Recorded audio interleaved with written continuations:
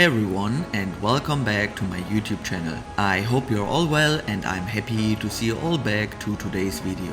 In this episode we are going to check out all the Rolex watches we can find at the Dubai airport. Maybe we are lucky and there will be something good in the displays. We will also check out some other brands like Tudor and Omega to have a look at the pricing over here and if you can save a few bucks due to no tax.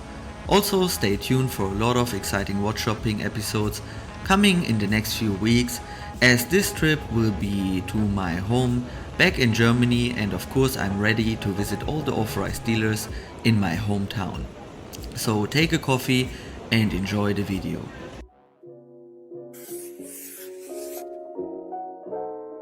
First up at Dubai Airport Rolex now. In the display we have this Ladies DateJust two-tone on oyster bracelet with mother of pearl dial, diamonds indices and diamonds bezel for $20,600. And in the lower part we have a presidential bracelet Ladies DateJust with full diamond style and bezel for $55,550. These two watches are the only two pieces for sale unfortunately, and a chat with the sales advisor couldn't help either. In the display we find more watches that are marked as exhibition only, even though they seem to be sales pieces. So maybe I just didn't connect to the salesperson, but someone else might be lucky. First piece over here is this 41mm oyster perpetual silver dial, another Ladies DateJust Jubilee bracelet and diamonds bezel, a blue dial oyster perpetual in 41mm. The sunburst effect can be seen very well here, looks really good. And one of the highlights, this 36mm DateJust with the blue fluted dial in full steel, another fluted dial with diamonds indices, and a two-tone, and a few more ladies pieces. Interesting to see that again, none of these are for sale as per the sales advisor. Normally, especially these three small Ladies DateJust pieces shouldn't be too hard to get. An anniversary olive green dial day date with Roman numerals, one of the best day dates that you can buy, and another DateJust 41mm diamond style, fluted bezel and Jubilee bracelet. A two-tone Daytona with black dial, also rather hard nowadays to get a two-tone Daytona from the display. I guess most of them are nowadays wishlist pieces, and I can really well remember like 3 years ago or so, usually there were always like two-tone Daytonas in the display. A Jubilee bracelet in steel bezel DateJust 41mm with black dial, and one of the new green dial DateJust with white gold bezel.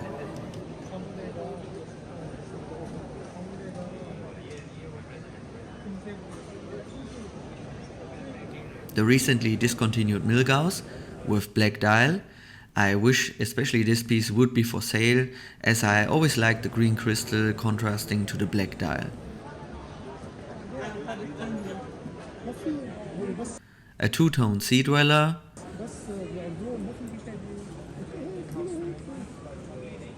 a black date submariner, a two-tone submariner bluesy, an Explorer 2 black dial, a Rolex Explorer 36mm, the one which I would pick personally over the newly introduced 40mm, and a two-tone Yachtmaster 37mm, and with that we have all the Rolex watches that you can find over here. As said, only two watches are marked for sale, but I'm sure if you build a good connection to the sales staff, they might sell one of the display watches to you. Having a look at Tudor now, two Pelagos titanium watches, a Tudor Ranger for $3,200, and a Tudor ceramic black bay for $5,100. Next to it we have the Black Bay Pro on bracelet for $4,250.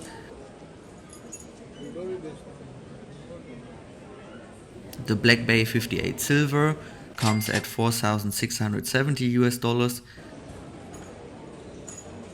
and the normal Black Bay 58 gilt dial is available on bracelet for $3,600 over here. Also one Black Bay 58 Blue on strap is available.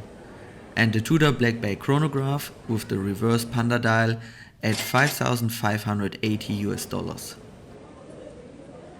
Last we have two Royal, one in 38mm with blue dial for 2,250 US dollars.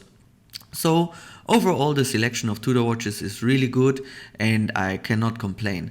Also the prices are a bit lower than in Dubai, and I think also in a global average these prices are very competitive. Next we have Omega. The displays are full with watches and you can find pretty much every single model except for the two hot pieces like Snoopy and 321. The selection of Seamaster pieces is really good.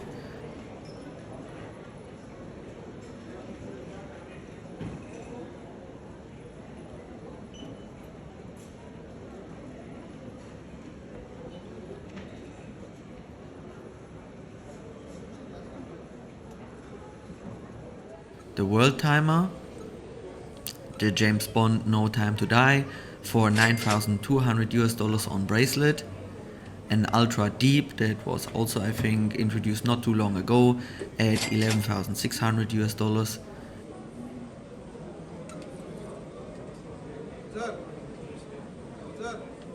And the normal Speedmaster, the watch to get in my view here as a Hasselite version and also available as a Sapphire for 7,320 US dollars on bracelet. So also the Speedmaster selection is pretty good with lots of stock and much better than you would usually find in the displays in Dubai stores. So pretty much every single Omega you can think of is available over here, and from all the watches we saw now, Rolex, Tudor and Omega, if I wouldn't have it already in the collection, my pick would be the Omega Speedmaster Sapphire Sandwich version. Done with the watch shopping, time for breakfast now as the day has just started. The watch that joins me for the trip is the Tudor Black Bay 58 on Jubilee bracelet, a robust and sturdy daily beater that shouldn't get too much attention in the streets of Germany, but still every watch lover will recognize it. Entering the Emirates lounge now. For breakfast, a small selection of salads and pickled vegetables, scrambled egg, chicken sausages and some yogurts.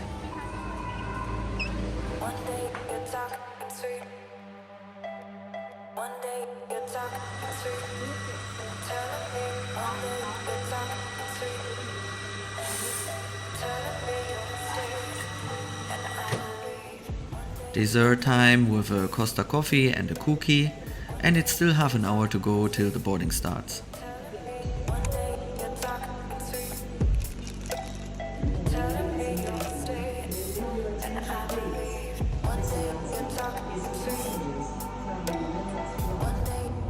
On the way to the plane now, and the last look from the outside on the aircraft we're about to enter.